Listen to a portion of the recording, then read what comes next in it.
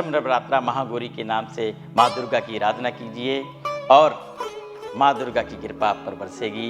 इसी तरह से आज हम लाल किताब दिव्य धारा में दर्शकों आपका स्वागत है।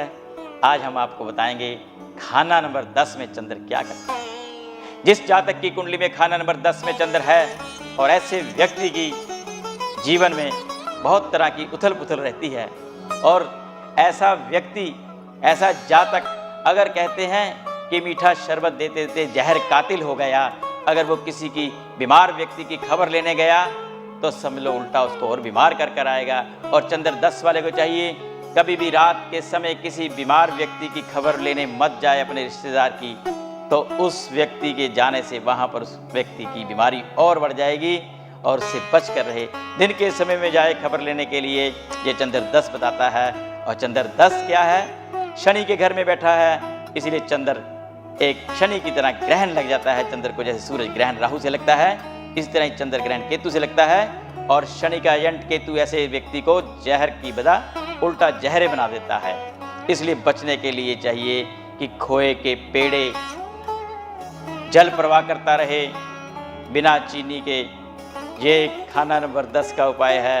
और इसी तरह से अगर खाना नंबर 11 में चंद्र हो, कहते कि चंद्र 11 से केतु बर्बाद होगा और केतु बर्बाद होने से जीवन में संतान का सुख कम हो जाएगा या संतान पैदा नहीं होती। कहते हैं कि दादा दादी पोते का मेल नहीं होगा, इस तरह का लाल किताब में ये कहा गया है। और इसी तरह से हमेशा आदमी को अपनी औलाद के पैदाइश से, ताकि औलाद उसके घर में पैदा हो, उसके घर में केतु, उसके घर में खिलौने आए ताकि बच्चा खेले और उसकी दादी पोते को खिलाए। और ये भी कहा गया है कि जब किसी को बच्चा पैदा होने वाला हो ऐसे जातक के घर में, तो उसकी माँ उस पोते से दूर हो जाए कि अब बच्चा पैदा होने वाला है, 40 दिन के लिए दूरी रखे और पैदा होने के बाद 40 दिन घर में ना आए और ना ही पोते की शक्ल देखे। इस तरह से पोते की उम्र बढ़ जाएगी, नहीं तो पोते पर किसी भी तरह की परेशानी आएगी। ये लाल किताब कहती है। खाना नंबर 11 चंद्र हो तो इसका एक बहुत ही महत्वपूर्ण अचूक उपाय है। ऐसा व्यक्ति भगवान भैरव जी के मंदिर में जाए, शाम के समय जैसे कि सूरज छिप गया और रात होने से पहले पहले भगवान भैरव जी को शाम के समय दूध के पैकेट, चाहे हो सके तो 11 थैलियाँ पैकेट की 11 पैकेट वहाँ रख दे, या हर शनिवार को 1 किलो दूध वहाँ पर रख कर आए। और ऐसे व्यक्ति की माता अपनी आँखों को दूध से धोती रहे और पानी से धोती रहे, ताकि उसके बेटे की आयु लंबी होती रहे, तो वो दादी अपने पोते को खिलाए। ये दादी पोते का मेल अच्छा रहेगा। इसलिए ये उपाय है। और आप सबको लाल किताब के उपायों की आप पर बहुत ही बरसात हो रही है।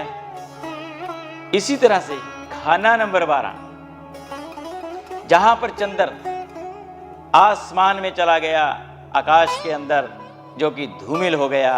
अब आकाश का चंद्र क्या करेगा? उसमें ग्रहण होंगे, उसमें राहु का अक्ष होगा।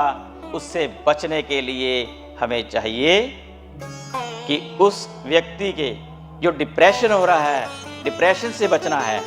ऐसा व्यक्ति जीवन में कफ और हर तरह से बीमारी भोगता है, माइग्रेन हो जाती है, आंखों की रोशनी कम हो जाती है। आंखों का इलाज कराने से बचने के लिए, ताकि उसके घर में, उसके परिवार में किसी ना किसी को मोतिये का बीमारी होगी आंखों की, और ऐसा जातक को खुद को भी हो सकती है।